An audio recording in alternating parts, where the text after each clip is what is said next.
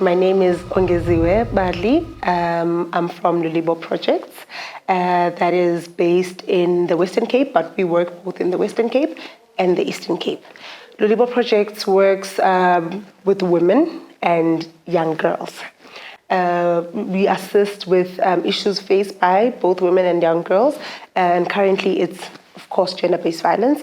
So we find intervention methods to assist with GBV. Some of the stuff that we are implementing is working with traditional healers and traditional leaders as intervention methods. That's Lulibo Projects. One of the amazing things about the Solidarity Hub is that you get to learn from other people's practices, right? So people get to actually speak on what works and also what doesn't work and how they navigate through those. So we also get to benefit because you find that we all are aware of the issues in the community, but now it's a matter of how do we implement that. We have tried workshops where we call people to come and listen in, but you find that people are not there. And we also learn with issues such as GBV, we know that we need to involve men, right? But how do we do that?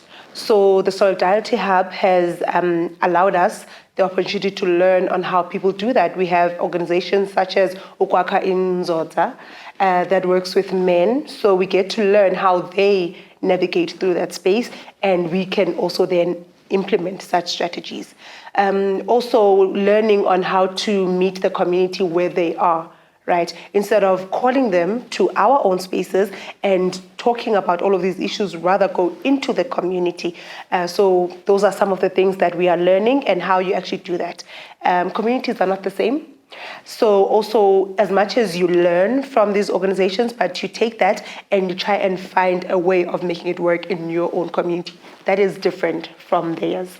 So it's been a learning curve, and honestly, how honest they are with things allows us also to look at our work and be honest with it and be okay with criticizing where like some of the stuff we did and what we did wrong, and to learn on how you can switch that into a positive, right, to change the narrative. So it's been very helpful. I definitely see something like a Solidarity Hub happening in the community, right? Because we do have a lot of organizations that are in the community, and even though we are all addressing different issues, but they are interlinked in a way, and we can all learn from that. So I definitely see the same concept happening in our communities, where we bring in different stakeholders that are working in the community and we learn from them. How are you doing it?